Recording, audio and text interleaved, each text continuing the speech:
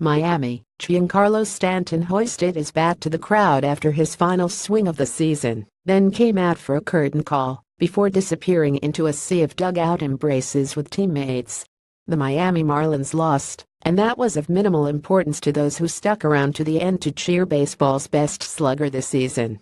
Stanton came up short in his quest for 60 home runs, and Adonis Garcia hit a pinch-hit 3-run home run to lift the Atlanta Braves over the Marlins 85 in the season finale for both teams Sunday. Stanton finished with bests of 59 home runs and 132 RBIs. His final chance at number 60 came in the ninth, but he went down swinging against closer Arodys Vizcaino. And when Vizcaino closed out what became his 14th save of the year, the Marlins were still congratulating Stanton for a season that will have him squarely in the NL MVP mix. "I know I've got a legit chance," Stanton said. "I gave it my all." It was the final game of Jeffrey Loria's 16-year tenure as Marlins owner, one where the team won the 2003 World Series and didn't make the playoffs again.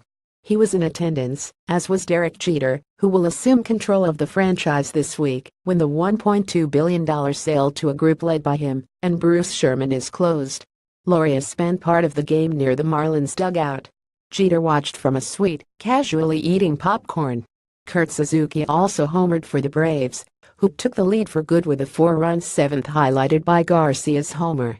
Dan Winkler 11 was credited with his first big league victory after working a scoreless sixth, with Garcia's homer putting him in that winning position. "He was big here," Braves manager Brian Snitker said of Garcia. "Helped us win this game." Marcell Ozuna hit his 37th home run for Miami.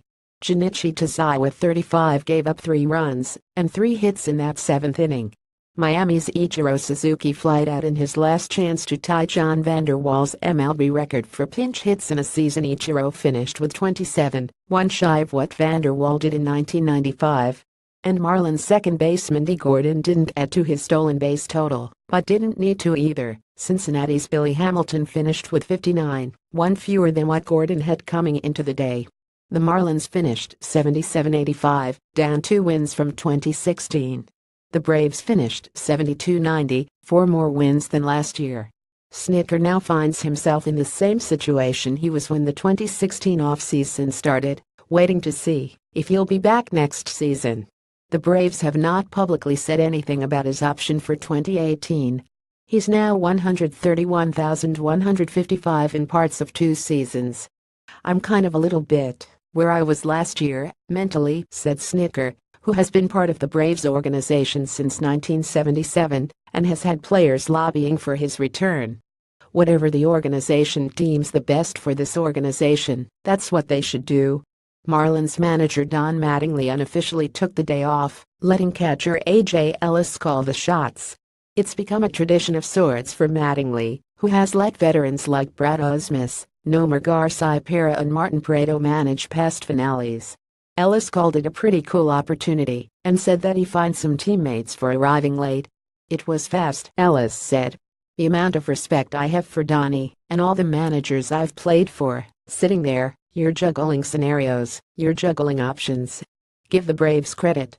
Hats off to them for a big win to end their season." Sweep stuff. The Braves have never been swept in a friggin' set with the Marlins and kept that streak alive. It also was the 6th consecutive win in a regular season finale for Atlanta.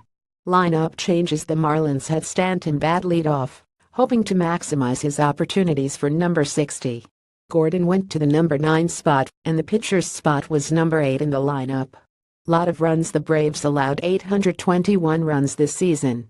That's the most an Atlanta team has allowed since 1990, of also 821. The Braves have seen their runs allowed total rise in each of the last 4 seasons, the first time that's happened to the franchise since 1919 through 1922.